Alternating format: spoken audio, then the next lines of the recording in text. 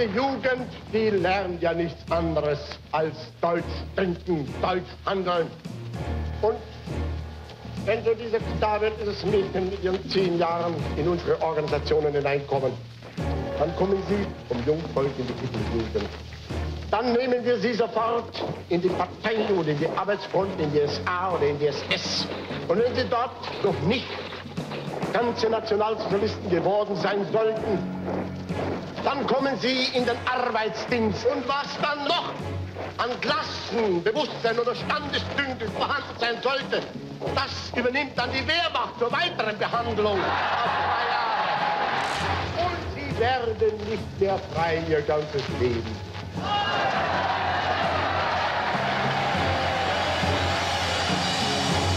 Nach Ihrem Befehl, mein Führer, steht hier eine Jugend,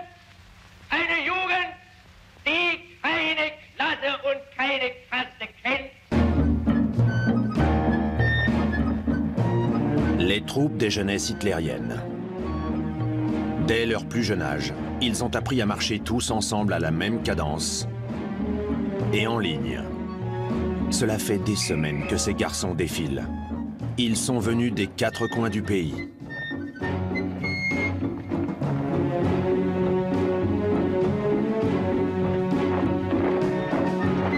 Ils ne portent pas qu'un simple drapeau.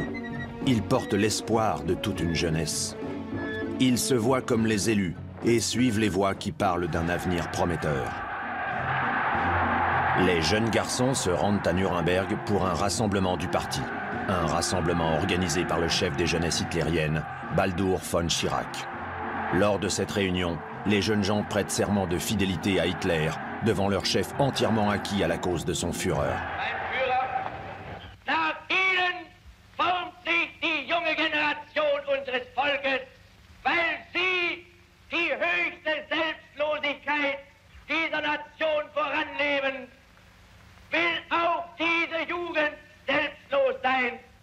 Tous les jours, von Schirach inventait de nouveaux slogans et un garçon nous les récitait.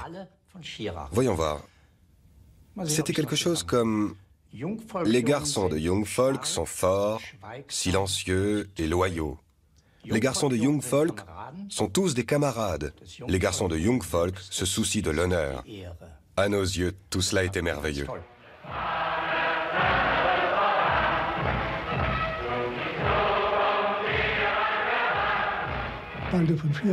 Baldur von Schirach parvenait à modeler ces jeunes gens comme il le souhaitait. Il les formatait pour qu'ils lui obéissent au doigt et à l'œil.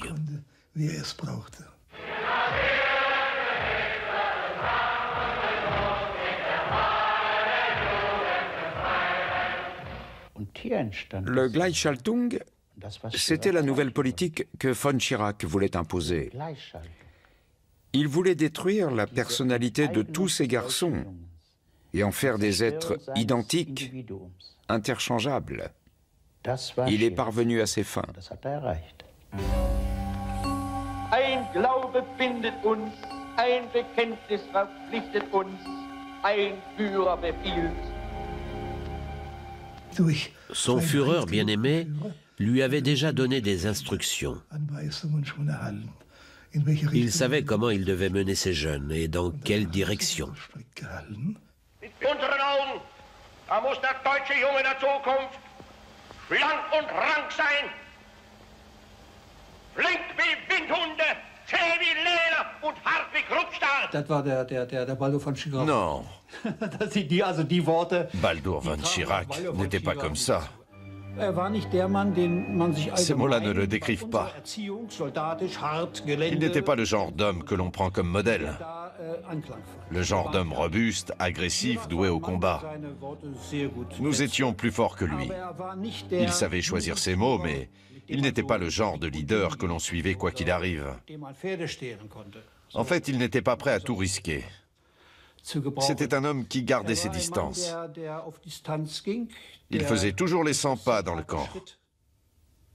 Et il était très réservé.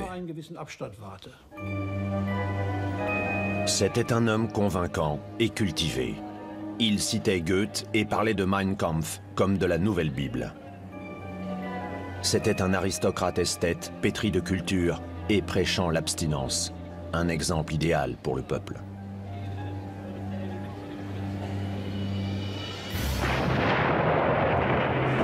Il grandit dans l'ombre de la Première Guerre mondiale. Il est trop jeune pour se battre, mais assez vieux pour se faire enivrer par le parfum du patriotisme. Toute sa vie, il déplorera le fait d'avoir manqué l'expérience du front. Wir fühlen uns ein mit den 2 Millionen Toten des großen Krieges. Wir wissen, was wir tun und was wir gestalten, ist letztlich nichts anderes als die Vollendung ihres Wollens und ihrer Sehnsucht. La fin de la guerre marque de nombreux changements. La Nouvelle République porte le nom de Weimar, c'est sa ville de naissance. Mais chez les von Schirach, on ne se reconnaît pas dans cette république. Son père est démis de ses fonctions de directeur au théâtre de Weimar, qui devient le théâtre national. Tous les opposants à la République de Weimar sont les bienvenus chez les von Schirach. En voici un, qui se présente comme le sauveur. Le jeune Baldur l'accueille aussitôt dans sa maison. Le jeune homme est tellement impressionné par l'aura militante d'Hitler qu'il écrit pour lui des odes d'amour poétiques. Je volais au vent telle une feuille. Aujourd'hui vous êtes mon foyer, et telle une fleur je vous cueille. Je crois en vous, car vous êtes la nation. Je crois en elle, car vous êtes son incarnation. Hitler devient sa nouvelle image paternelle. Il séduira von Schirach comme tant d'autres après lui. Aber ich weiß auch, dass wenn ihr, meine lieben Jungs und meine Mädchen, einmal groß sein werdet, dass ihr dann euch zurückerinnern werdet mit Stolz und mit Freude, als ein neues Deutschland entstanden war. Da haben wir als kleine Knaben und als kleine Mädchen für dieses Deutschland schon Partei ergriffen. Pourtant, rien ne prédestine von Schirach à suivre cette voie. Sa mère est américaine et sa langue maternelle est l'anglais. Lors d'un voyage en Amérique, un choix s'impose à lui. Demeurer aux États-Unis ou rentrer en Allemagne. Meine Mutter hätte es sehr gern gehabt, wenn ich in Amerika geblieben wäre und dort gearbeitet hätte. In der Bank meines Großonkels oder vielleicht sogar in der Politik. Aber ich habe ihr einen Strich durch die Rechnung gemacht und bin wieder zurückgekommen. Il choisit de suivre son nouveau maître à penser. Hitler déclare « Maintenant, tu feras tes études avec moi ». En réalité, Hitler n'a pas besoin d'un intellectuel diplômé. Tout ce qu'il veut, c'est un leader capable de rassembler des étudiants autour de la croix gammée. Von Schirach rejoint le parti. Il débute au bas de l'échelle, un membre du parti parmi tant d'autres. Mais peu à peu, ses talents de propagandiste le font monter en grade. En 1931, le jeune von Schirach a 24 ans et il est nommé chef de la jeunesse hitlérienne. Désormais, c'est lui qui contrôle la nouvelle génération du parti. Il a pour ambition de façonner ces nouvelles recrues. Mais son mentor est quelque peu sceptique. Il ne voit pas en quoi des adolescents peuvent lui être utiles. Ils n'ont pas le droit de vote et sont indisciplinés. Mais von Schirach n'est pas d'accord et avec beaucoup d'enthousiasme, il se met en quête de recruter des jeunes de tous horizons. Il adorait entraîner ces jeunes gens. Il disait « Regardez-moi ces garçons qui défilent. C'est merveilleux. Il faut les faire entrer dans les rangs. Il faut faire des hommes de ces fillettes. » Ce club de scouts politiques, uni seulement par le nom d'Hitler, ne fait pas encore très bonne impression. Mais von Schirach est persuadé que les jeunesses hitlériennes le mèneront vers le pouvoir.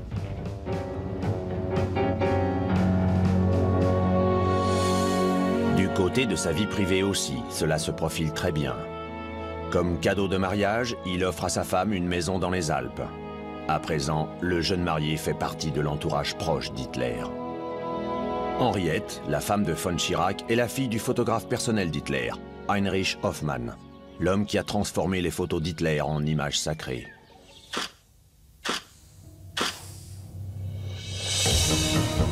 Tout comme son modèle, von Schirach excelle en démagogie. Depuis son bureau, il travaille les discours qu'il va prononcer devant les garçons des jeunesses hitlériennes.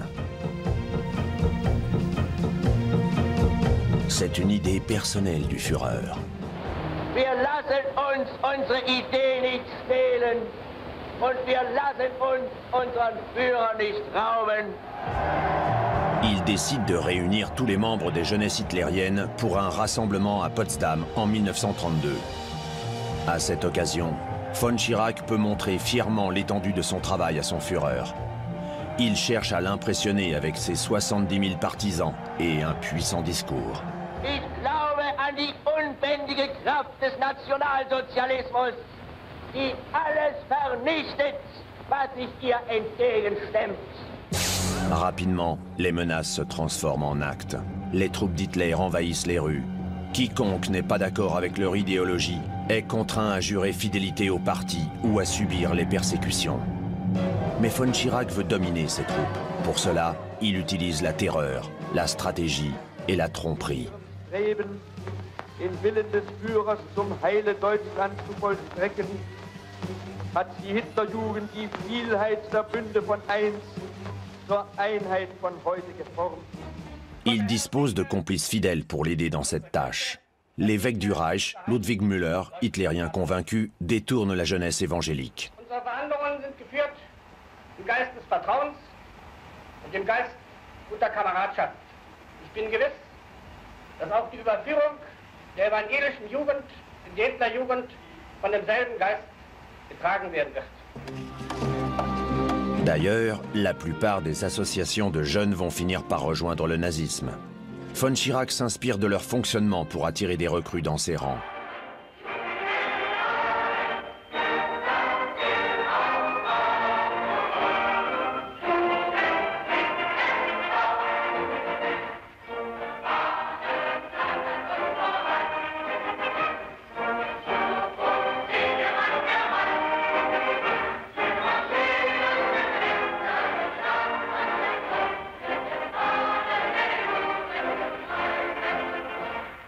Ce qui me fascinait, c'était les défilés avec les drapeaux. Et j'adorais ces marches avec les tambours et les fanfares. Et aussi les réunions pendant lesquelles on chantait des chansons.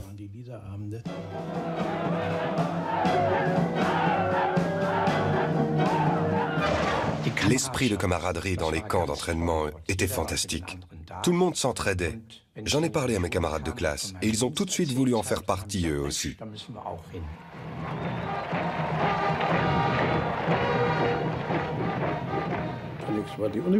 Nous étions très attirés par l'uniforme. À cette époque, les uniformes étaient très populaires. Et le seul fait de savoir qu'on en porterait un dans ces camps nous motivait à y entrer.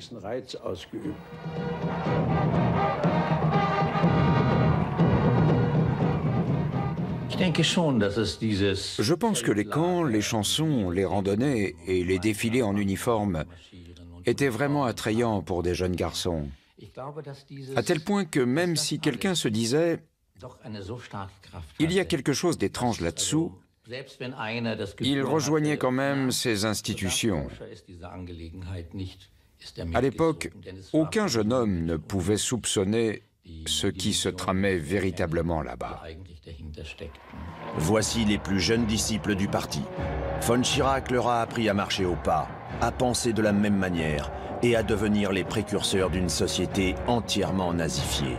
Ces jeunes gens étaient fiers de faire partie de cette association, car grâce à elle, ils se sentaient importants. Ihr seid einmal Deutschlands Zukunft, denn ihr seid einmal Deutschland. Ihr seid einmal unser Volk. Ihr seid einmal nicht die Hoffnung, sondern ihr müsst an die Vollendung dessen sein, was wir erhoffen. Naturellement, les jeunes sont impressionnés quand on leur dit qu'ils sont l'avenir, qu'ils sont essentiels et que ce sont eux qui feront la différence plus tard. Je suis l'un d'entre vous, affirme von Schirach. Mais il préfère quand même le confort des hôtels aux tentes de camping. Il aime diriger ces jeunes car ils sont innocents et indépendants. Mais il y a d'autres qualités que les jeunes se doivent d'acquérir.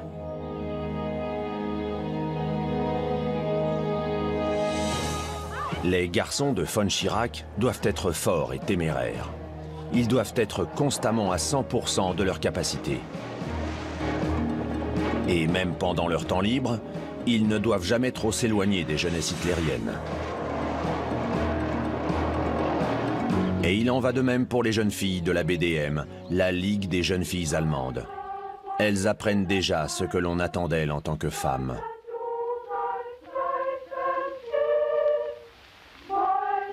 Il nous disait, les Allemandes doivent se marier avec des Allemands. Il fallait que nous soyons ariens, c'était essentiel. Il fallait que nous fondions une famille et que nous ayons 2 ou 3 enfants, ou 4, si nous voulions obtenir la croix de la maternité. Le chef des jeunesses hitlériennes affirme aux jeunes femmes « Il est de votre devoir de correspondre à l'idéal masculin en termes de beauté. Elles doivent elles aussi cadrer dans l'harmonie générale. » Von Schirach est parvenu à ses fins. Durant le règne d'Hitler, tout ce qui concerne la jeunesse d'Allemagne sera sous son contrôle. Mein Führer, ich melde Ihnen die größte Jugendkundgebung der Welt. Ich melde Ihnen den freiwillig vollzogenen Eintritt von 917.445 Jugendlichen am 20. April dieses Jahres. Heil Jugend!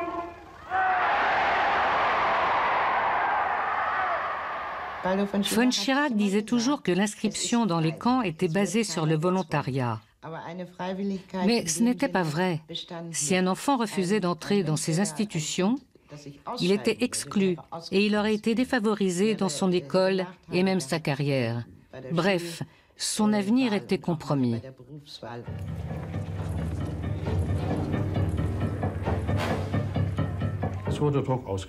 Il exerçait une grande pression sur nous. Il voulait que tous les jeunes fassent partie de ces camps. Moi, il m'avait dit que si je refusais de les rejoindre, je ne pourrais pas passer mes examens.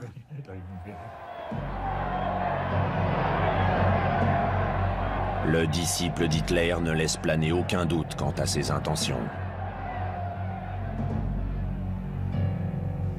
Und wenn ich mich auch nach seinem Willen der Führer aller deutschen Jugend nennen darf, so weiß ich doch, dass ich nichts anderes bin als der Treuhänder. Ich will nichts anderes sein als das Werkzeug, durch das der größte Deutsche seine Jugend formt. Le Führer était partout. Son portrait était accroché dans toutes les maisons, car il avait sauvé l'Allemagne d'un triste sort. Et nous, en tant que Jungvolk, en tant que jeunesse hitlérienne, nous avons participé à la frénésie de l'époque. Ces camps, c'était notre religion de substitution. La seule chose qu'il manquait, c'était les prières. Mais il y avait bien une prière nazie que je récitais seul. Seigneur, protège notre peuple et notre patrie du mieux que tu peux. Guide le Führer par ta bonté et ta pitié. Il y avait une dimension religieuse dans tout cela. Une forme de mysticisme répondant à des rites précis commence à apparaître. Nous sommes à Marienburg, près de Gdansk. C'est dans ce château sacré que les Allemands vénèrent leurs idoles. C'est dans ce château qu'ils exécutent leurs rituels.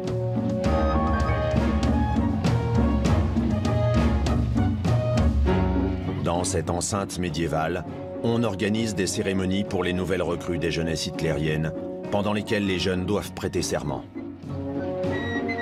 Les drapeaux, les flammes et les fanfares créent une atmosphère particulière. Von Schirach est le fils d'un directeur de théâtre. Il connaît les ficelles de la mise en scène. Alle Jugend dem Führer. Das ist die Parole der HJ. Und wie in den vergangenen Jahren rufen wir auch heute den Jahrgang der 10-Jährigen zum Dienst unter Adolf Hitlers Fahne. Deutschland braucht auch den kleinsten Pimpfen und gerade ihn.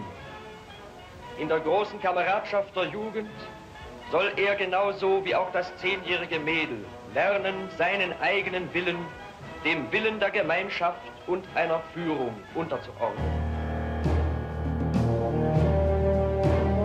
Ces rites font partie de son programme d'entraînement. La jeunesse nationale-socialiste est un édifice qui a pour fondement la discipline et l'obéissance. C'est pourquoi un membre des jeunesses hitlériennes devra toujours respecter les ordres du Führer, même s'ils sont dirigés contre lui-même.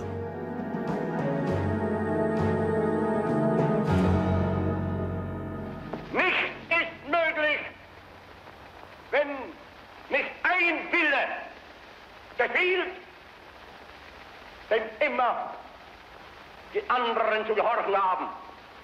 Von oben beginnend und ganz unten erst endend. Leur but était de former un groupe de personnes malléables. Ainsi, les dirigeants pouvaient en faire ce qu'ils voulaient. Ils pouvaient utiliser ces personnes comme ils voulaient. En fait, ils voulaient former une nation totalement soumise. Die Flieger riskieren immer mal Kopf und Kragen. Da muss sich einer auf den anderen verlassen können, ihm blind vertrauen. Schweinehunde, die immer nur an sich denken, die nach den Gründen eines Befehls fragen, anstatt ihn unter allen Umständen erst einmal auszuführen. Die können wir bei uns nicht gebrauchen. Les ordres étaient sacrés. Nous ne devions pas réfléchir aux ordres. Nous devions les appliquer. Quand je pense aux personnes qui participaient aux fusillades, je me dis que moi aussi j'aurais pu devenir un officier. J'aurais pu m'engager pour faire la guerre, et à ce moment-là, j'aurais dû aussi appliquer les ordres. Aujourd'hui, je suis très heureux de ne pas avoir été dans cette situation, car je serais probablement allé jusqu'au bout. En effet, c'était ce qu'on nous enseignait à cette époque. Cet homme récolte le fruit de cet entraînement. Le chef des SS, Heinrich Himmler, voit les jeunesses hitlériennes comme une école préparatoire. Dès qu'ils sortent de l'école, les jeunes peuvent entamer le sombre apprentissage qu'il leur réserve. Mais rapidement, il va franchir une nouvelle étape. Désormais, les SS pourront recruter directement dans les troupes de jeunesse hitlérienne avant même la fin de leur formation. Pour les garçons, c'est un grand honneur d'être engagés dans les troupes d'élite d'Himmler. Ils ignorent encore qu'ils seront entraînés à devenir des bourreaux consentants dans leur uniforme noir. Et cela n'est pas sans conséquence. Des membres des jeunesses hitlériennes avaient été assignés au camp de concentration d'Auschwitz en tant que garde. Ces deux garçons étaient les plus grosses brutes de mon train. En arrivant au camp, ils sont allés tout au fond avec leurs mitraillettes et ils ont crié « Tous ceux qui ne se dépêchent pas seront fusillés ». Et ils ont tué tous ceux qui avaient pris du retard. Qui les a éduqués ainsi? Qui les a incités à tuer des Juifs parce qu'on leur a appris qu'ils étaient si mauvais et détestables? Qui était-ce? Est-ce que Baldur von Schirach a tenté d'arrêter tout ça? Von Schirach ne cache pas son antisémitisme, mais en tant qu'homme cultivé, il condamne la brutalité. Ich habe die Ereignisse des 9. und 10. November als eine Kulturschande bezeichnet und ich habe auch von einer verbrecherischen Aktion gesprochen. Pourtant, il cautionne tous ces actes. Feuer! Ein Wort von Ewigkeitswert für eine Rasse. Pour nous, il n'y avait qu'une race idéale, c'était la race allemande. Nous ne ressemblions pas tous à des teutons. Moi, par exemple, je n'étais pas blond, mais la race germanique était celle qui dirigeait les autres. Les Juifs ont toujours été représentés comme des êtres laids et répugnants, et ils étaient considérés comme inférieurs à l'être humain. Les jeunes étaient pris dans le courant de l'antisémitisme. Tous les proverbes antisémites et les préjugés sur les bâtards juifs ont fini par gagner les esprits des enfants des jeunesses hitlériennes. Même s'il l'avait voulu, von Schirach n'aurait pas pu changer les choses.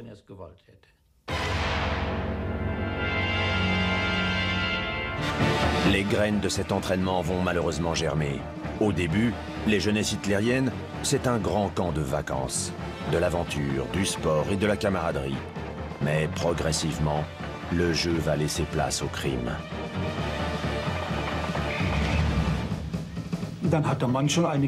Nous avions une formation de base. Ceux qui rejoignaient l'infanterie s'étaient entraînés sur le terrain. Ils savaient comment creuser des trous de tirailleurs. Ainsi, ils pouvaient se protéger lors des tirs d'obus. Ils s'étaient exercés à cela aux jeunesses hitlériennes. On leur apprend tout ce qu'un futur soldat doit savoir. Leur chef insiste sur le slogan « Le service militaire, c'est la condition physique ». Et von Schirach veille lui-même à leur apprentissage.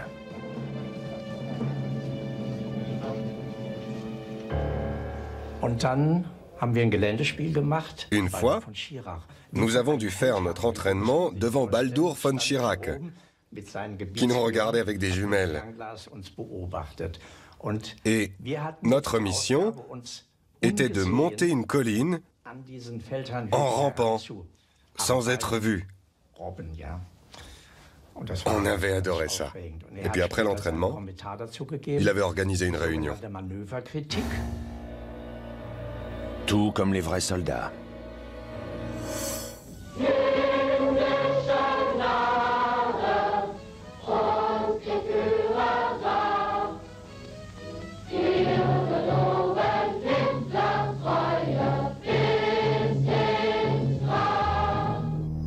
L'une des doctrines enseignées aux jeunesses hitlériennes est le culte du martyr. Avec von Schirach, la figure du jeune Herbert Norkus, tué par des communistes, devient une légende. Le grand écran a un grand pouvoir de séduction. Also Junge, ich will dir mal was sagen, verstehst du? Wenn ich Du hast mal gesagt, der Hitlerjunge ist ein Soldat. Ja, das habe ich gesagt. Und du bist im Feld Offizier gewesen.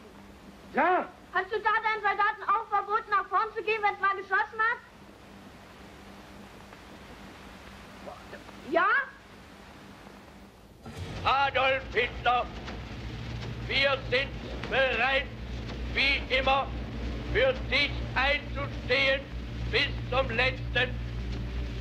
Es gibt keinen Hitlerjungen unter der Sonne, der nicht bereit ist zu sterben. Mais il n'y a que dans un film qu'on meurt de manière aussi héroïque, en chantonnant l'hymne de Schirach.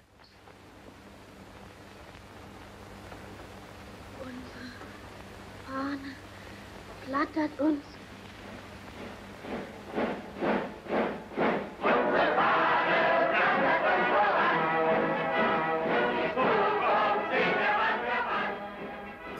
Pour nous, Kex et Herbert Norkus étaient des exemples.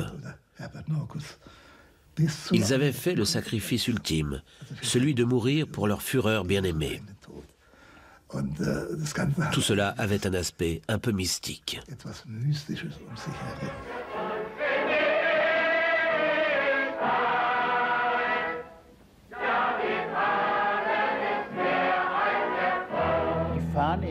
Le drapeau et la patrie étaient plus importants que la mort. Pour les jeunes, c'était très tentant de se sacrifier. Existe-t-il crime plus odieux que de préparer des garçons de 12 ou 13 ans à la mort?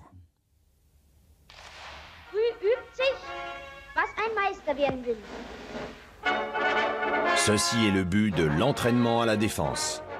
Tout cela aurait-il échappé à von Schirach? Der Gedanke, die Jugend für einen Krieg zu erziehen, erschien mir damals absurd. Aber natürlich, im weiteren Verlauf des Aufbaus der Jugendbewegung sah ich durchaus die Notwendigkeit, diese Jugend wehrstark zu machen. Im Sinne des alten Wortes, wenn du den Frieden willst, rüste zum Krieg. An einen Angriff gegen andere Völker habe ich niemals auch nur im Traume gedacht.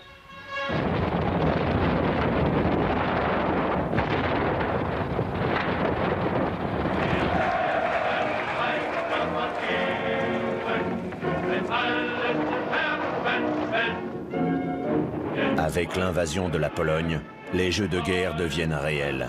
Presque tous les dirigeants des jeunesses hitlériennes échangent leurs costumes habituels contre des uniformes vert de gris. Et les garçons du club de von Schirach rejoignent la Wehrmacht avec enthousiasme. Les entraînements militaires portent enfin leurs fruits. Mes amis étaient des chefs des jeunesses hitlériennes. Et en tant que tels, ils s'étaient investis. Donc, ils se sont précipités au front et beaucoup d'entre eux se sont fait tuer. J'étais bouleversé. Tous nos amis étaient partis depuis 4, 6 ou 8 semaines. Quand on a commencé à recevoir les avis de décès.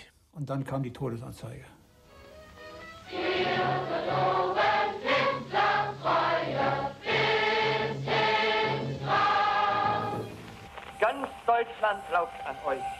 Wer aus euren Reihen fällt, der stirbt nur, um unsterblich zu sein. Es tragen die Jungen an schwankenden Stand, die Fahnen der kommenden Zeit. Sie tragen sie stolz in den Sieg hinein. Ein Weg ist so steil und so weit. Sie tragen sie stolz in den Sieg hinein. Ein Weg ist so steil und so weit. Dans les villes, les garçons et les filles des jeunesses hitlériennes doivent remplacer les vies qui sont parties au front.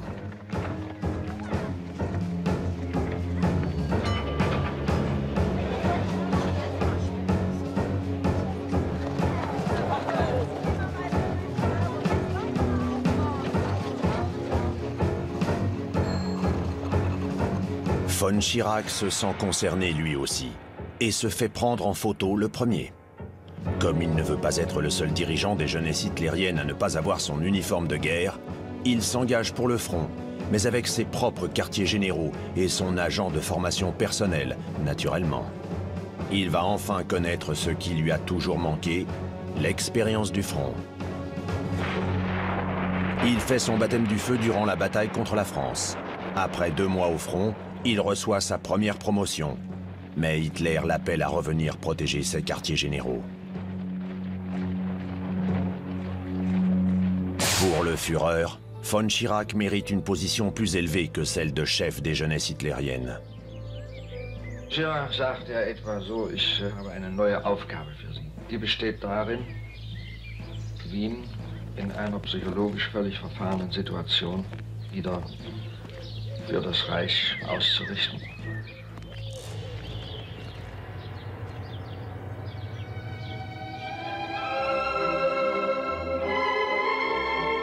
Gouverneur d'Hitler à Vienne. Von Schirach, qui aime l'art presque autant que le pouvoir, est comblé.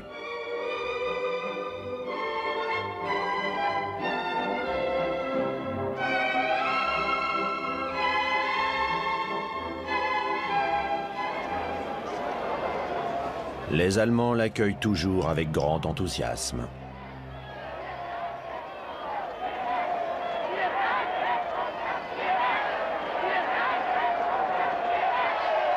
Mais les Viennois ont accumulé de la rancœur envers les émissaires d'Hitler qui mènent une politique impitoyable dans le pays. Von Schirach doit calmer l'agitation. Au début, les Viennois étaient très heureux de le voir arriver au pouvoir. En effet, son prédécesseur, Joseph Burkel, était un ivrogne bourru et inculte. Les Viennois n'avaient aucune affection pour lui. Et ils espéraient que von Schirach ferait un meilleur gouverneur.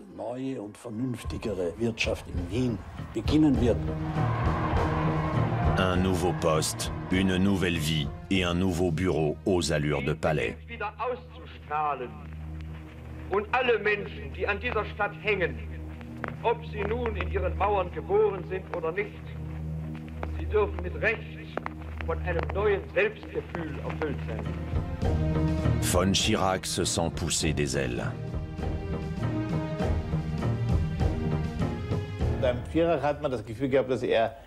On avait l'impression que von Schirach voulait se mêler à la magie de Vienne et qu'il s'impliquait réellement dans la vie culturelle de la ville. Il préférait la compagnie des artistes et en cela, il était plus respectable que la plupart des gouverneurs que nous avions eus jusqu'alors.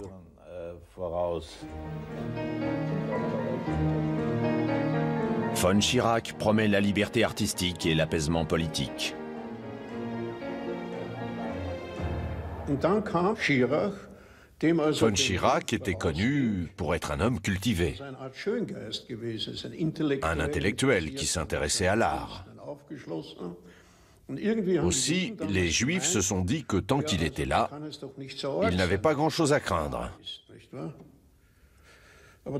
Mais bien sûr, il se trompait.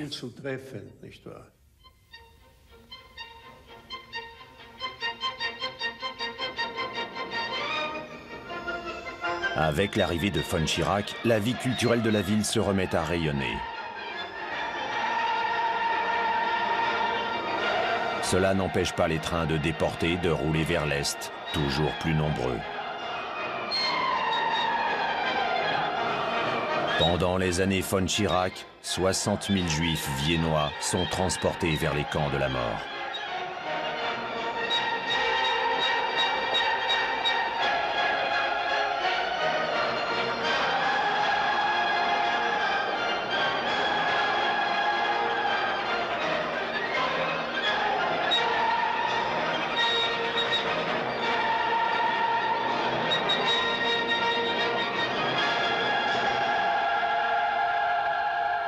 Un de mes amis a été déporté avec sa famille en 1941. Ses parents ont été tués, mais lui a réussi à s'échapper. Et il est retourné à Vienne illégalement. Il m'a dit, quand ils viendront te chercher, il faudra que tu te caches. Sinon, ils te tueront. Ils te gazeront comme ils ont gazé mes parents. Je n'y croyais pas. Je ne pouvais pas y croire. C'était invraisemblable. Peut-on imaginer que Von Schirach n'en ait rien su? Était-il impuissant ou simplement indifférent au sort des Juifs déportés?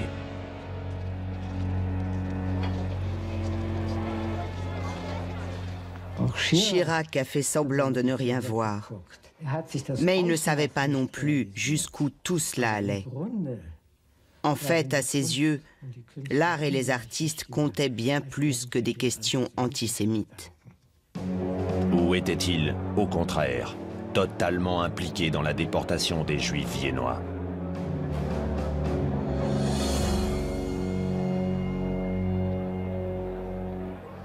Es gibt keinen Auftrag des Reiches, den Wien nicht vorbildlich erfüllen wird. Baldur von Schirach était très préoccupé par ces questions antisémites et il voulait vider Vienne de tous ces juifs. Hitler appelait Vienne la perle et von Schirach voulait faire plaisir au Führer. Il voulait que tout soit fin prêt pour son discours du 13 mars et cela voulait dire lui livrer une perle sans juifs. Von Schirach tente de façon maladroite de justifier l'injustifiable. Parfois on me dit, mais comment avez-vous pu envoyer M. Israel Lowenstein dans les ghettos à l'Est? C'est une punition épouvantable pour quelqu'un qui possède des centaines de livres allemands et qui devrait être considéré comme un défenseur de la civilisation allemande. Je réponds à cela, pour moi, ce n'est pas une punition que d'être déporté d'un pays étranger pour aller vivre parmi des compatriotes allemands au milieu d'une communauté exclusivement allemande. Moi-même, je chercherais à y aller si je le pouvais.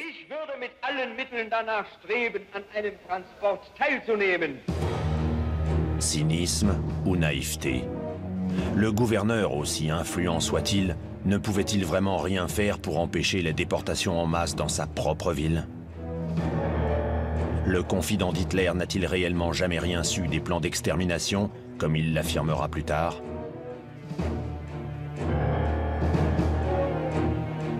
Des documents découverts récemment donnent un début de réponse.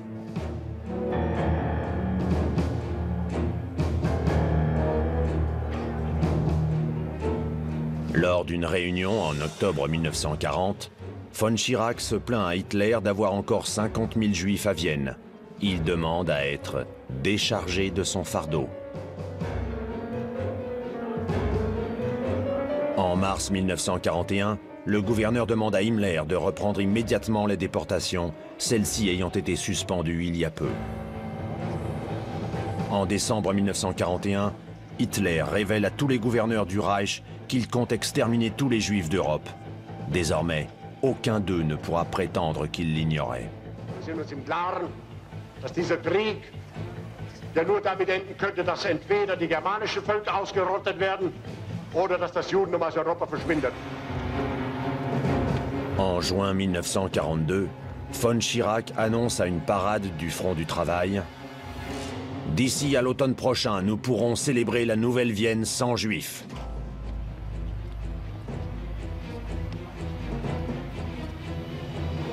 Während der letzten 50 Jahre von 1933 waren Tausende, nein Zehntausende von galizischen Juden hier nach Wien gekommen.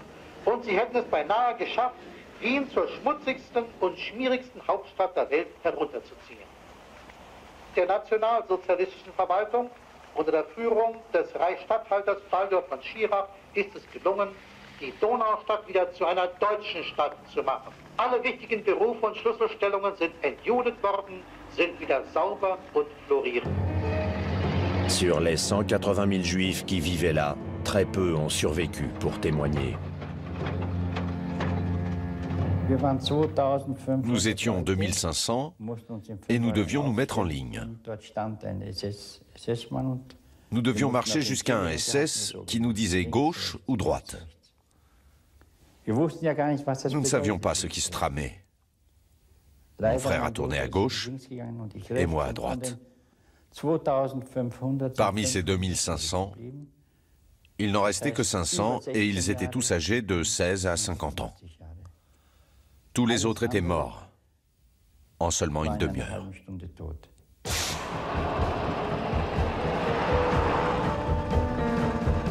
Alors qu'il est déjà trop tard, von Schirach se découvre des scrupules. Il n'est plus aussi heureux de faire le chemin jusqu'au Berghof pour y rencontrer Hitler. Au fil du temps, von Schirach se met à le soupçonner d'être totalement fou. Pour autant, il n'ose pas révéler ses pensées. Mais sa femme, qui connaît Hitler depuis l'enfance, tente de le raisonner.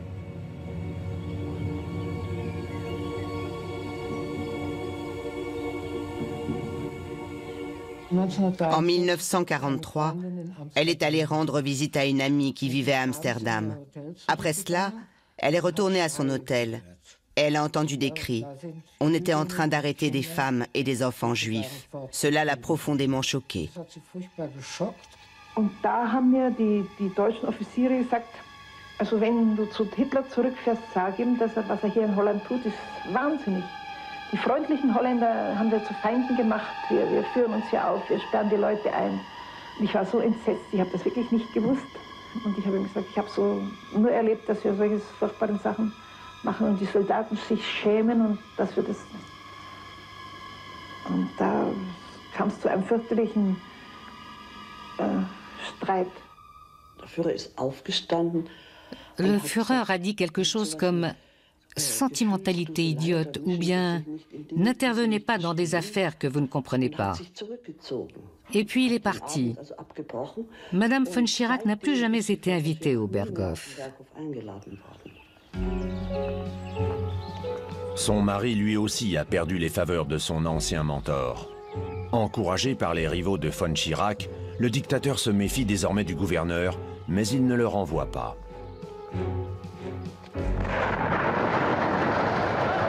Seule la dure réalité de la guerre empêche son éviction. Le chef des jeunesses doit continuer d'être une idole pour les nouvelles générations. Sur tous les fronts, elles doivent risquer leur vie pour un Reich voué à la destruction.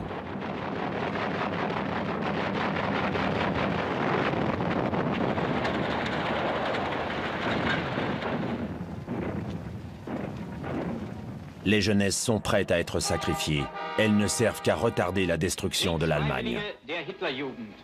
Nach der vormilitärischen Ausbildung in den Wehrertüchtigungslagern hat sich ein Teil des ältesten HJ-Jahrganges aus eigenem und freiem Entschluss zum Einsatz in der Waffen-SS gemeldet. Vers la fin de la guerre, on forme la division des jeunesses hitlériennes. Parmi les soldats, il y avait des jeunes gens de 16 ou 17 ans qui avaient été très peu entraînés. Ces garçons ont tous été tués. Ils ne savaient pas que la guerre avait déjà été perdue. Ils se sont sacrifiés pour rien. À la fin, même les plus jeunes veulent participer à la guerre, car leur vision du front est une illusion. Nous avions peur que ce soit trop tard. Nous étions inquiets de ne pas pouvoir nous enrôler. Nous nous disions que la guerre allait peut-être se terminer avant que nous arrivions. Nous voulions participer à cette guerre. Ils faisaient preuve d'une solennité qui défiait la réalité.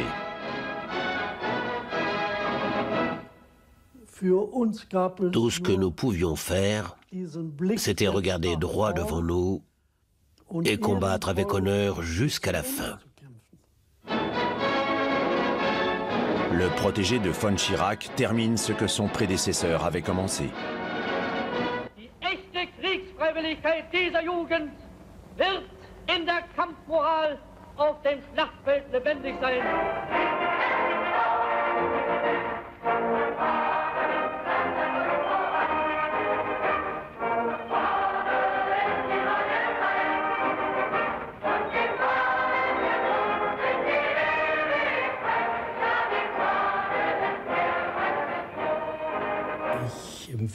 Je me rends compte qu'à ce moment-là, c'en était déjà fini du Reich.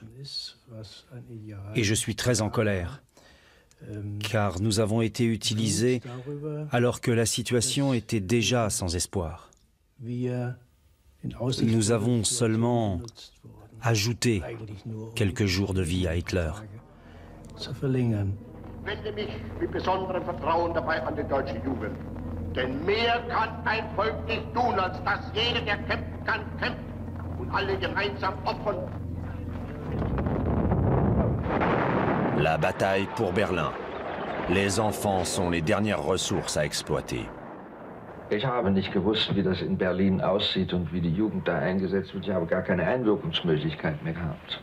Aber ich kann rückblickend nicht verstehen, dass man Kinder in den Kampf schickt.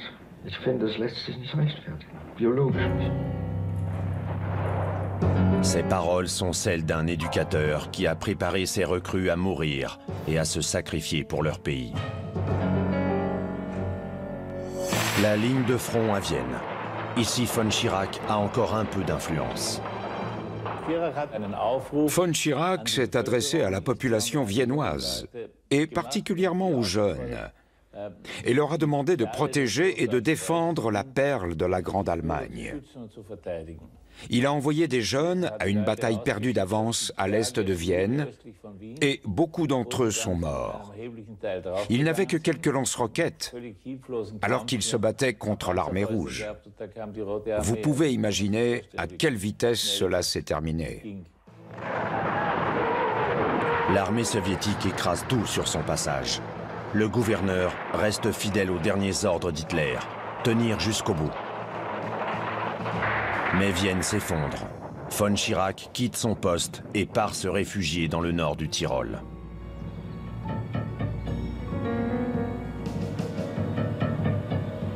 Dans cette maison, von Schirach se fait passer pour Richard Falk, un auteur de romans policiers, jusqu'à ce que les Alliés l'arrêtent. Nuremberg, la ville du culte nazi. Aujourd'hui, ce sont les vainqueurs de la guerre qui en ont pris possession et ils vont y juger les vaincus.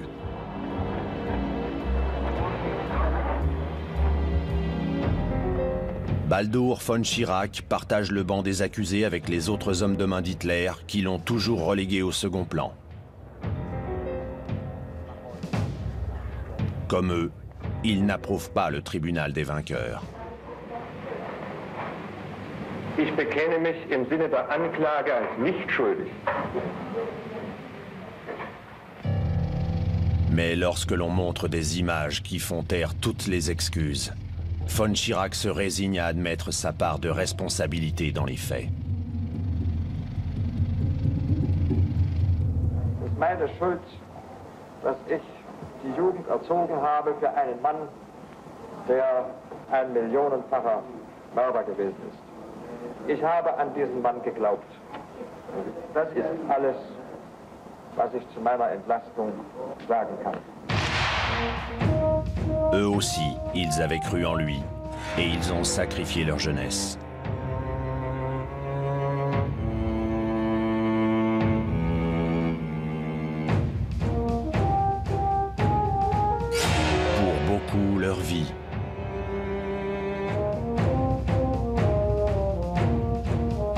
pour tous leur innocence.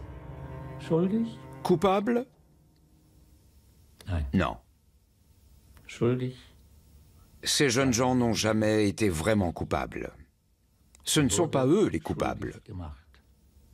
Ce sont les personnes qui ont décidé à leur place, leurs parents, les chefs de l'armée et Baldur von Schirach. Pour avoir approuvé la déportation des Juifs, von Schirach est condamné à 20 années de détention à la prison de Spandau. Mais von Schirach a également commis un crime abominable contre ses propres compatriotes, celui de maltraitance envers une génération tout entière.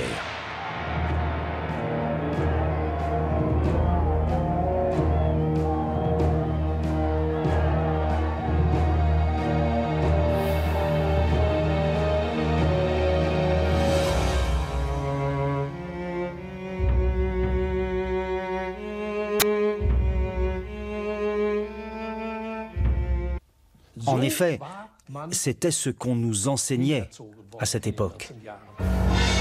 Cet homme récolte le fruit de cet entraînement. Le chef des SS, Heinrich Himmler, voit les jeunesses hitlériennes comme une école préparatoire. Dès qu'ils sortent de l'école, les jeunes peuvent entamer le sombre apprentissage qu'il leur réserve. Mais rapidement, il va franchir une nouvelle étape. Désormais, les SS pourront recruter directement dans les troupes de jeunesse hitlérienne avant même la fin de leur formation. Pour les garçons, c'est un grand honneur d'être engagés dans les troupes d'élite d'Himmler. Ils ignorent encore qu'ils seront entraînés à devenir des bourreaux consentants dans leur uniforme noir. Et cela n'est pas sans conséquence. Des membres des jeunesses hitlériennes avaient été assignés au camp de concentration d'Auschwitz en tant que garde. Ces deux garçons étaient les plus grosses brutes de mon train. En arrivant au camp, ils sont allés tout au fond avec leurs mitraillettes et ils ont crié « Tous ceux qui ne se dépêchent pas seront fusillés ». Et ils ont tué tous ceux qui avaient pris du retard. Qui les a éduqués ainsi? Qui les a incités à tuer des Juifs parce qu'on leur a appris qu'ils étaient si mauvais et détestables? Qui était-ce? Est-ce que Baldur von Schirach a tenté d'arrêter tout ça? Von Schirach ne cache pas son antisémitisme, mais en tant qu'homme cultivé, il condamne la brutalité. Ich habe die Ereignisse des 9. und 10. November als eine Kulturschande bezeichnet und ich habe auch von einer verbrecherischen Aktion gesprochen. Pourtant, il cautionne tous ces actes. Feuer, ein Wort von Ewigkeitswert für eine Rasse. Pour nous, il n'y avait qu'une race idéale, c'était la race allemande. Nous ne ressemblions pas tous à des teutons. Moi, par exemple, je n'étais pas blond, mais la race germanique était celle qui dirigeait les autres. Les Juifs ont toujours été représentés comme des êtres laids et répugnants, et ils étaient considérés comme inférieurs à l'être humain. Les jeunes étaient pris dans le courant de l'antisémitisme. Tous les proverbes antisémites et les préjugés sur les bâtards de juifs ont fini par gagner les esprits des enfants des jeunesses hitlériennes. Même s'il l'avait voulu, von Schirach n'aurait pas pu changer les choses.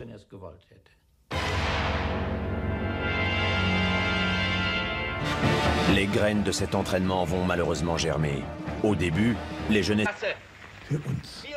Pour nous, il n'y avait qu'une race idéale, c'était la race allemande. Nous ne ressemblions pas tous à des teutons. Moi, par exemple, je n'étais pas blond, mais la race germanique était celle qui dirigeait les autres. Les Juifs ont toujours été représentés comme des êtres laids et répugnants, et ils étaient considérés comme inférieurs à l'être humain. Les jeunes étaient pris dans le courant de l'antisémitisme. Tous les proverbes antisémites et les préjugés sur les bâtards de juifs ont fini par gagner les esprits des enfants des jeunesses hitlériennes. Même s'il l'avait voulu, von Schirach n'aurait pas pu changer les choses.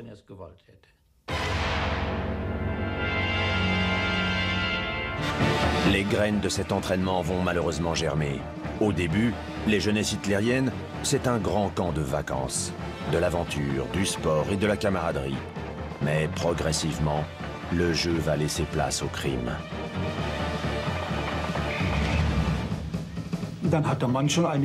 Nous avions une formation de base. Ceux qui rejoignaient l'infanterie s'étaient entraînés sur le terrain. Ils savaient comment creuser des trous de tirailleurs. Ainsi, ils pouvaient se protéger lors des tirs d'obus. Ils s'étaient exercés à cela aux jeunesses hitlériennes. On leur apprend tout ce qu'un futur soldat doit savoir. Leur chef insiste sur le slogan « Le service militaire, c'est la condition physique ». Et von Schirach veille lui-même à leur apprentissage.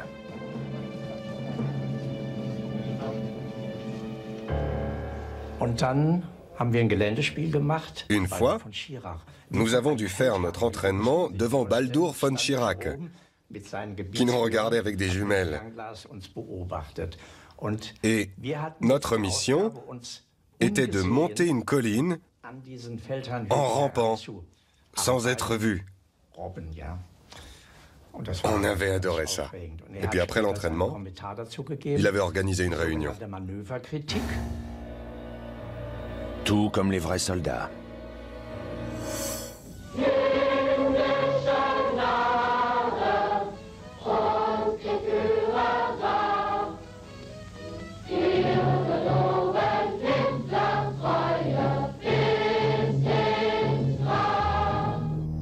L'une des doctrines enseignées aux jeunesses hitlériennes est le culte du martyr. Avec von Schirach, la figure du jeune Herbert Norkus, tué par des communistes, devient une légende. Le grand écran a un grand pouvoir de séduction. Also Junge, ich will dir mal was sagen, verstehst du? Wenn ich Du hast mal gesagt, der Hitlerjunge ist ein Soldat. Ja, das habe ich gesagt. Und du bist im Feldoffizier.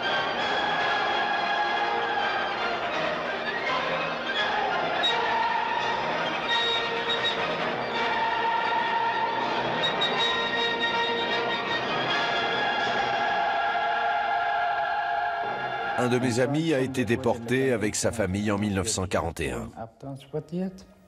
Ses parents ont été tués, mais lui a réussi à s'échapper. Et il est retourné à Vienne illégalement. Il m'a dit, quand ils viendront te chercher, il faudra que tu te caches. Sinon, ils te tueront. Ils te gazeront comme ils ont gazé mes parents. Je n'y croyais pas. Je ne pouvais pas y croire. C'était invraisemblable. Peut-on imaginer que von Schirach n'en ait rien su? Était-il impuissant ou simplement indifférent au sort des Juifs déportés?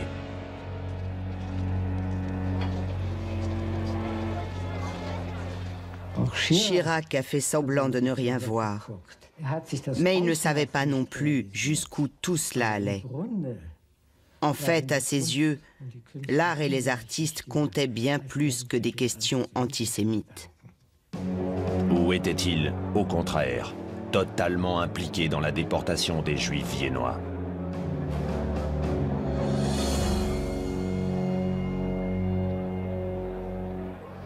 Es gibt einen Auftrag des Reiches, den Wien nicht vorbildlich erfüllen wird.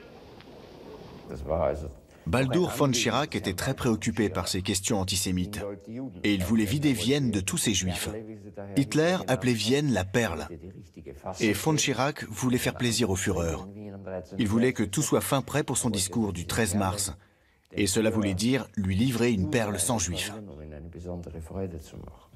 Von Schirach tente de façon maladroite de justifier l'injustifiable. Parfois on me dit « Mais comment avez-vous pu envoyer M. Israel Lowenstein dans les ghettos à l'Est? C'est une punition épouvantable pour quelqu'un qui possède des centaines de livres allemands et qui devrait être considéré comme un défenseur de la civilisation allemande. » Je réponds à cela, pour moi, ce n'est pas une punition que d'être déporté d'un pays étranger pour aller vivre parmi des compatriotes allemands au milieu d'une communauté exclusivement allemande. Moi-même, je chercherais à y aller si je le pouvais.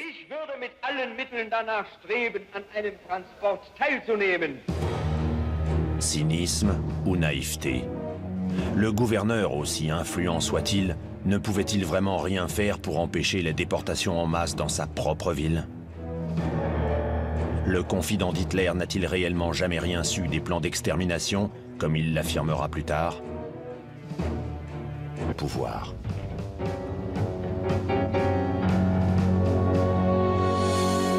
Du côté de sa vie privée aussi, cela se profile très bien. Comme cadeau de mariage, il offre à sa femme une maison dans les Alpes.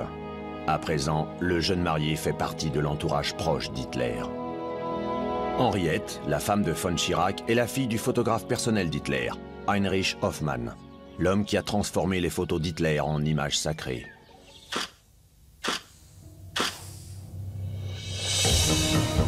Tout comme son modèle, von Schirach excelle en démagogie. Depuis son bureau, il travaille les discours qu'il va prononcer devant les garçons des jeunesses hitlériennes. C'est une idée personnelle du Führer. Wir lassen uns unsere Idee nicht stehlen und wir lassen uns unseren Führer nicht rauben. Il décide de réunir tous les membres des jeunesses hitlériennes pour un rassemblement à Potsdam en 1932. À cette occasion, von Schirach peut montrer fièrement l'étendue de son travail à son Führer. Il cherche à l'impressionner avec ses 70 000 partisans et un puissant discours. Ich glaube an die unbändige Kraft des Nationalsozialismus, die alles vernichtet, was sich ihr entgegenstemmt. Rapidement, les menaces se transforment en actes. Les troupes d'Hitler envahissent les rues. Quiconque n'est pas d'accord avec leur idéologie est contraint à jurer fidélité au parti ou à subir les persécutions. Mais von Schirach veut dominer ses troupes. Pour cela, il utilise la terreur, la stratégie et la tromperie. Den Willen des Führers zum Heile Deutschlands zu vollstrecken, hat die Hitlerjugend die Vielheit der Bünde von einst zur Einheit von heute geformt.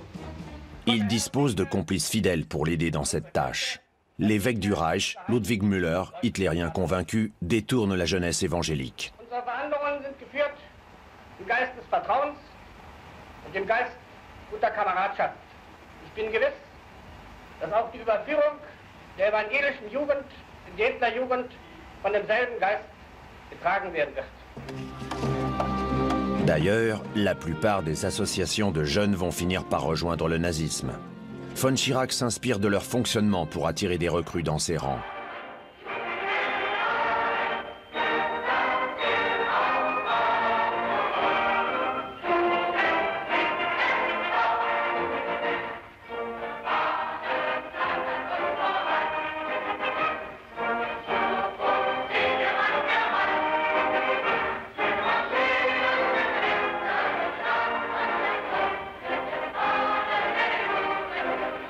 Directeur de théâtre, il connaît les ficelles de la mise en scène.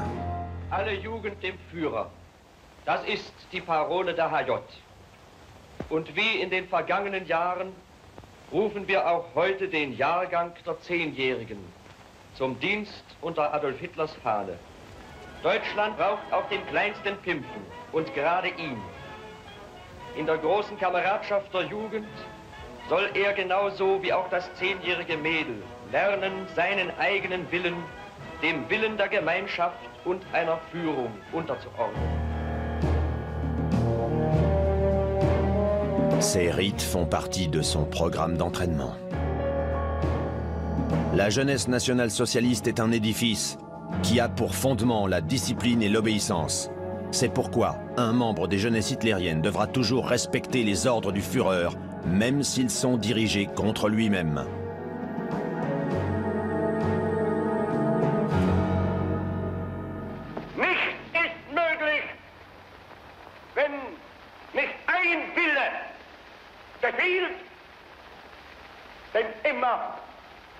Die anderen zu gehorchen haben. Von oben beginnend und ganz unten erst endend. Leur but était de former un groupe de personnes malléables. Ainsi, les dirigeants pouvaient en faire ce qu'ils voulaient. Ils pouvaient utiliser ces personnes comme ils voulaient. En fait, ils voulaient former une nation totalement soumise. Die Flieger riskieren immer mal Kopf und Kragen. Da muss sich einer auf den anderen verlassen können, ihm blind vertrauen. Schweinehunde, die immer nur an sich denken, die nach den Gründen eines Befehls fragen, anstatt ihn unter allen Umständen erst einmal auszuführen. Die können wir bei uns nicht gebrauchen. Les ordres étaient sacrés. Nous ne devions pas réfléchir aux ordres. Nous devions les appliquer. Quand je pense aux personnes qui participaient aux fusillades, je me dis que moi aussi j'aurais pu devenir un officier. J'aurais pu m'engager pour faire la guerre, et à ce moment-là, j'aurais dû aussi appliquer les ordres. Aujourd'hui, je suis très heureux de ne pas avoir été dans cette situation, car je serais probablement allé jusqu'au bout. En effet, c'était ce qu'on nous enseignait à cette époque. Cet homme récolte le fruit de cet entraînement. Le chef des SS, Heinrich Himmler, voit les jeunesses hitlériennes comme une école préparatoire. Dès qu'ils sortent de l'école, les jeunes peuvent entamer le sombre apprentissage qu'il leur réserve. Mais rapidement, il va franchir une nouvelle étape. Désormais, les SS pourront recruter directement dans les troupes de jeunesse hitlérienne.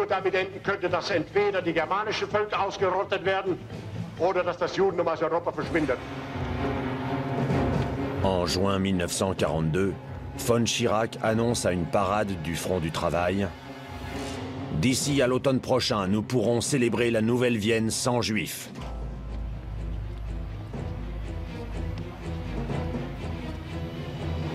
Während der letzten 50 Jahre von 1933 waren Tausende, nein Zehntausende von galizischen Juden hier nach Wien gekommen. Und sie hätten es beinahe geschafft, Wien zur schmutzigsten und schmierigsten Hauptstadt der Welt herunterzuziehen. Der nationalsozialistischen Verwaltung unter der Führung des Reichsstatthalters Baldur von Schirach ist es gelungen, die Donaustadt wieder zu einer deutschen Stadt zu machen. Alle wichtigen Berufe und Schlüsselstellungen sind entjudet worden, sind wieder sauber und florieren. Sur les 180 000 juifs qui vivaient là, très peu ont survécu pour témoigner. Nous étions 2500 et nous devions nous mettre en ligne. Nous devions marcher jusqu'à un SS qui nous disait gauche ou droite. Nous ne savions pas ce qui se tramait. Mon frère a tourné à gauche et moi à droite. Parmi ces 2500, il n'en restait que 500 et ils étaient tous âgés de 16 à 50 ans. Tous les autres étaient morts en seulement une demi-heure.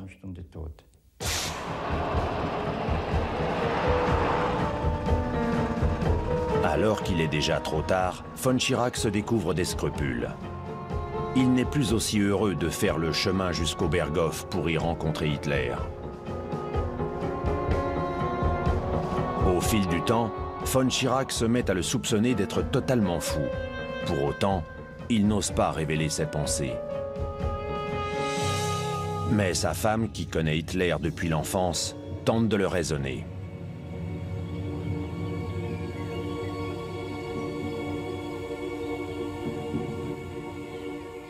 En 1943, elle est allée rendre visite à une amie qui vivait à Amsterdam. Après cela, elle est retournée à son hôtel. Elle a entendu des cris. On était en train d'arrêter des femmes et des enfants juifs. Cela l'a profondément choquée. Und da haben mir die deutschen Offiziere gesagt, also wenn du zu Hitler zurückfährst, sag ihm, dass was hier in Holland tut, ist wahnsinnig. Die freundlichen Holländer haben wir zu Feinden gemacht. Wir führen uns hier auf, wir sperren die Leute ein. Und ich war so entsetzt, ich habe das wirklich nicht gewusst. Und ich habe ihm gesagt, ich habe so nur erlebt, dass wir solche furchtbaren Sachen machen und die Soldaten sich schämen. Und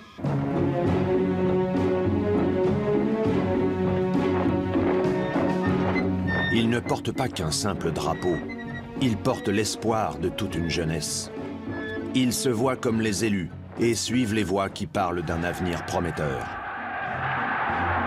Les jeunes garçons se rendent à Nuremberg pour un rassemblement du parti. Un rassemblement organisé par le chef des jeunesses hitlériennes, Baldur von Schirach. Lors de cette réunion, les jeunes gens prêtent serment de fidélité à Hitler devant leur chef entièrement acquis à la cause de son Führer. Nach Ihnen formt sich die junge Generation unseres Volkes, weil Sie die höchste Selbstlosigkeit dieser Nation voranleben. Will auch diese Jugend selbstlos sein. Tous les jours, von Schirach inventait de nouveaux slogans et un garçon nous les récitait.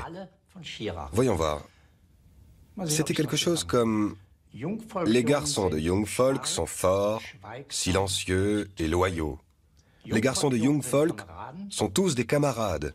Les garçons de Jungvolk se soucient de l'honneur. » À nos yeux, tout cela était merveilleux.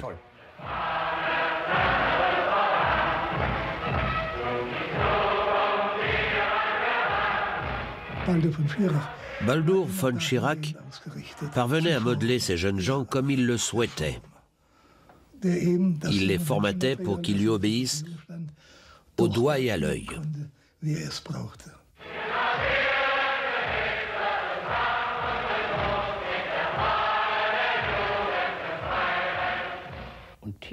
Le Gleichschaltung, c'était la nouvelle politique que von Schirach voulait imposer.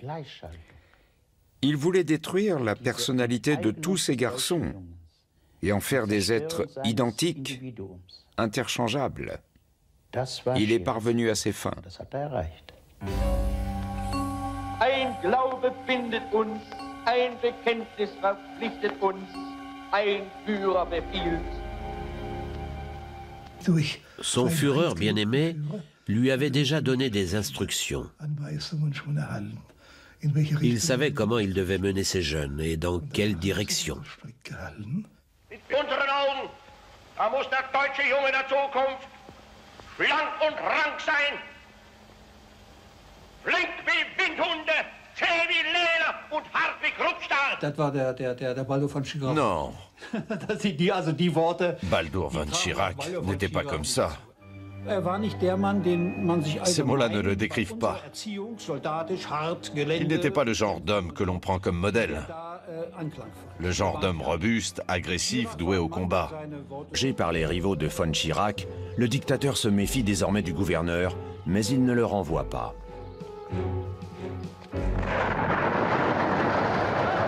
Seule la dure réalité de la guerre empêche son éviction. Le chef des jeunesses doit continuer d'être une idole pour les nouvelles générations. Sur tous les fronts, elles doivent risquer leur vie pour un Reich voué à la destruction.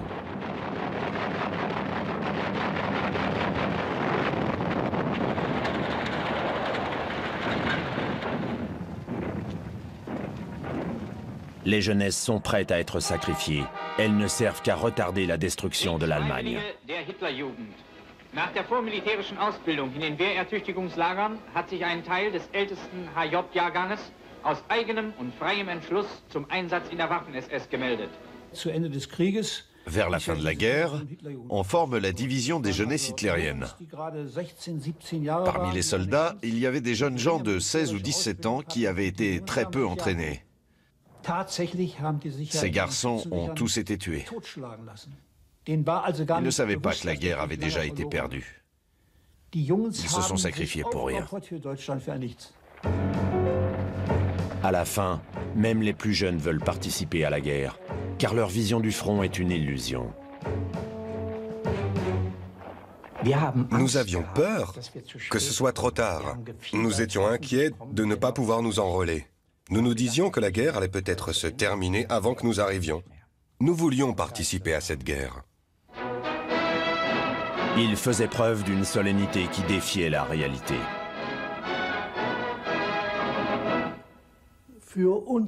Tout ce que nous pouvions faire, c'était regarder droit devant nous et combattre avec honneur jusqu'à la fin. Le protégé de von Schirach termine ce que son prédécesseur avait commencé. Die echte Kriegsfreiwilligkeit dieser Jugend wird in der Kampfmoral auf dem Schlachtfeld lebendig sein.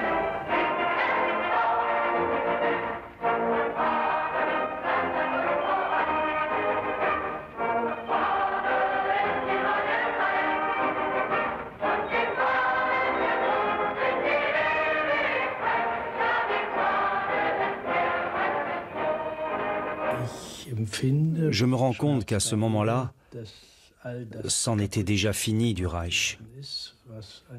Et je suis très en colère, car nous avons été utilisés alors que la situation était déjà sans espoir. Nous avons seulement ajouté quelques jours de vie à Hitler. Wende mich mit besonderem Junge der Zukunft, schlank und rank sein,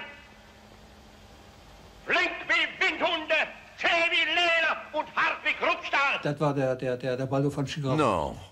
Das sind die Worte. Baldur von Schirach n'était pas comme ça.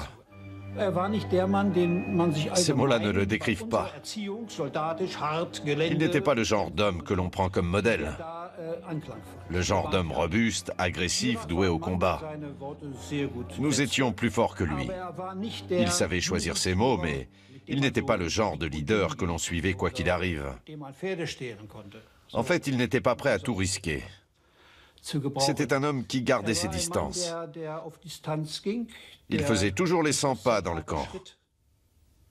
Et il était très réservé. C'était un homme convaincant et cultivé. Il citait Goethe et parlait de Mein Kampf comme de la Nouvelle Bible. C'était un aristocrate esthète, pétri de culture et prêchant l'abstinence. Un exemple idéal pour le peuple.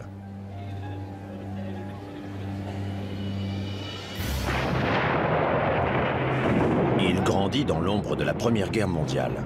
Il est trop jeune pour se battre, mais assez vieux pour se faire enivrer par le parfum du patriotisme. Toute sa vie, il déplorera le fait d'avoir manqué l'expérience du front. Wir fühlen uns ein mit den 2 Millionen Toten des großen Krieges. Wir wissen, was wir tun und was wir gestalten, ist letztlich nichts anderes als die Vollendung ihres Wollens und ihrer Sehnsucht. La fin de la guerre marque de nombreux changements. La Nouvelle République porte le nom de Weimar, c'est sa ville de naissance. Mais chez les von Schirach, on ne se reconnaît pas dans cette république. Son père est démis de ses fonctions de directeur au théâtre de Weimar, qui devient le théâtre national. Tous les opposants à la République de Weimar sont les bienvenus chez les von Schirach.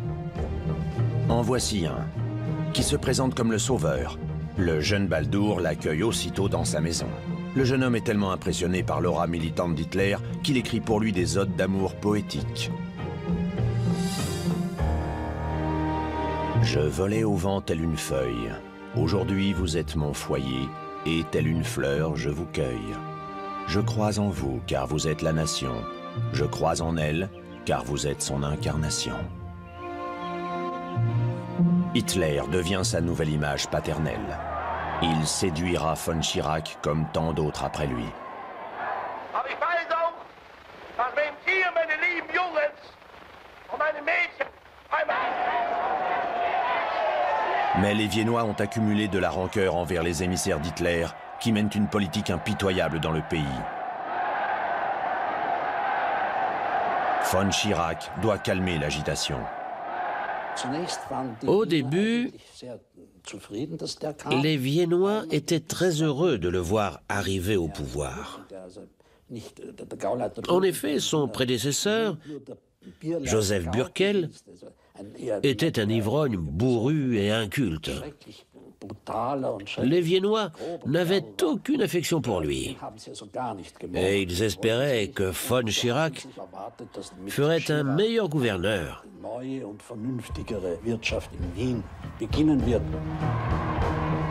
Un nouveau poste, une nouvelle vie et un nouveau bureau aux allures de palais.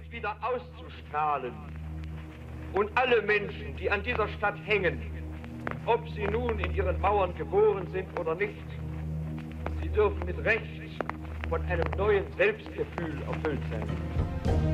Von Schirach se sent pousser des ailes.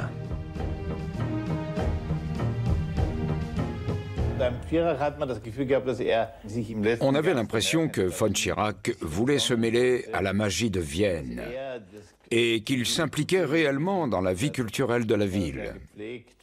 Il préférait la compagnie des artistes et en cela, il était plus respectable que la plupart des gouverneurs que nous avions eus jusqu'alors.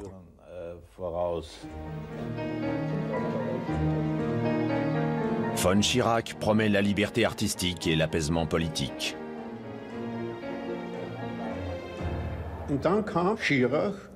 Von Schirach était connu pour être un homme cultivé, un intellectuel qui s'intéressait à l'art.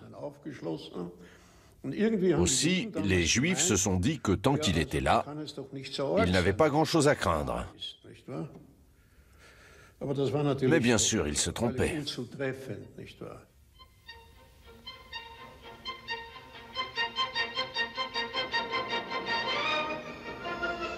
Avec l'arrivée de von Schirach, la vie culturelle de la ville se remet à rayonner. Cela n'empêche pas les trains de déportés de rouler vers l'Est, toujours plus nombreux. Pendant les années von Schirach, 60 000 Juifs viennois sont transportés vers les camps de la mort.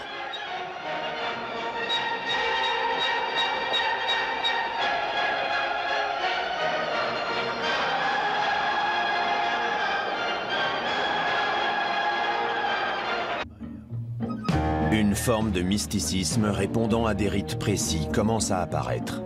Nous sommes à Marienburg, près de Gdansk. C'est dans ce château sacré que les Allemands vénèrent leurs idoles. C'est dans ce château qu'ils exécutent leurs rituels.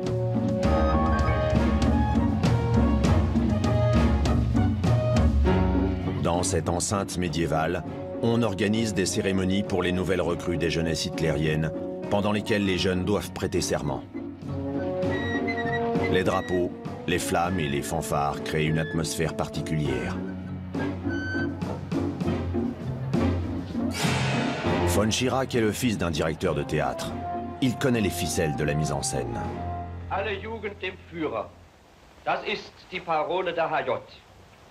Und wie in den vergangenen Jahren rufen wir auch heute den Jahrgang der 10-Jährigen zum Dienst unter Adolf Hitlers Fahne. Deutschland braucht auch den kleinsten Pimpfen und gerade ihn.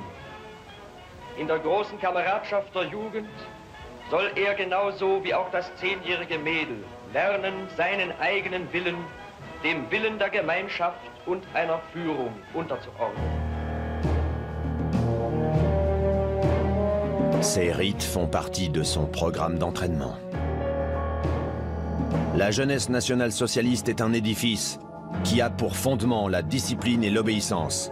C'est pourquoi un membre des jeunesses hitlériennes devra toujours respecter les ordres du Führer, même s'ils sont dirigés contre lui-même.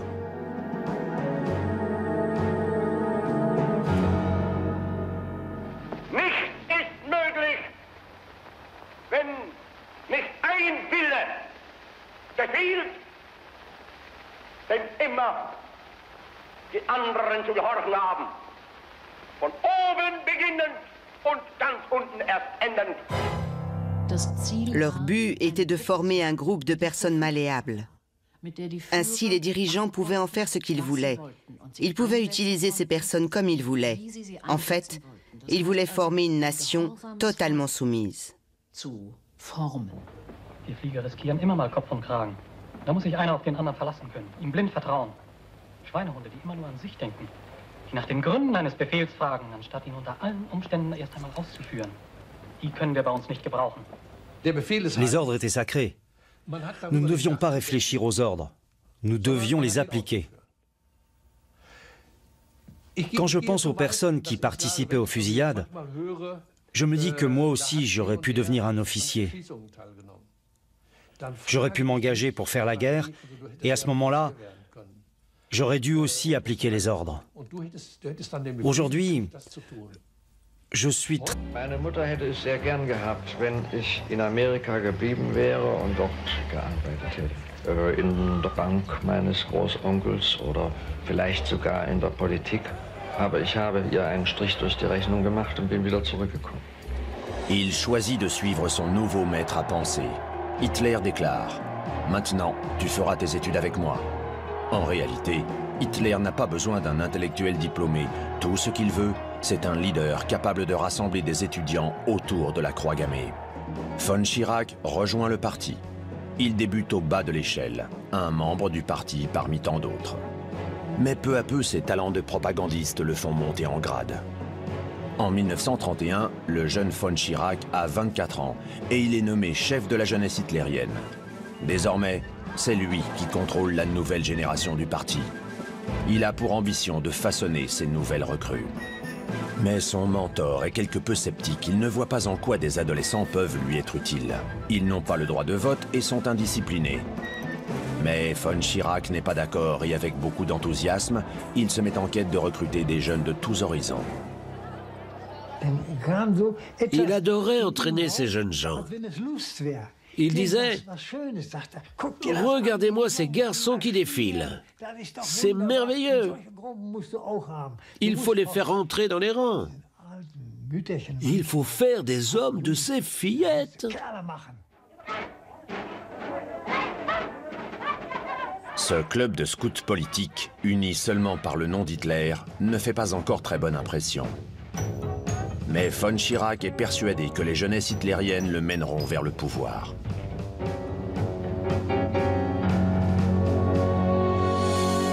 Du côté de sa vie privée aussi, cela se profile très bien. Comme cadeau de mariage, il offre à sa femme une maison dans les Alpes. À présent, le jeune marié fait partie de l'entourage proche d'Hitler. Henriette, la femme de von Schirach, est la fille du photographe personnel d'Hitler, Heinrich Hoffmann, l'homme qui a transformé les photos d'Hitler en images sacrées.